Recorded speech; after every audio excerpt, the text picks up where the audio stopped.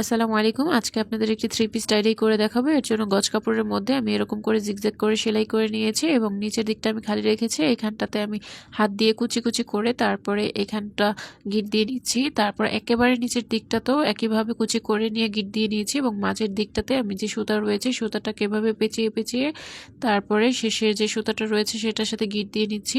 তারপর অতিরিক্ত সুতাটাকে কেটে দিব এবং এখানে যে সেলাই করেছি সেই সেলাইয়ের সুতাটা এভাবে করে টেনে টেনে নিয়ে তারপরে অপর পাশে সুতার সাথে গিট দিয়ে নিব। একইভাবে সবগুলো সুতা টেনে টেনে নিয়ে গিট দিয়ে নিব।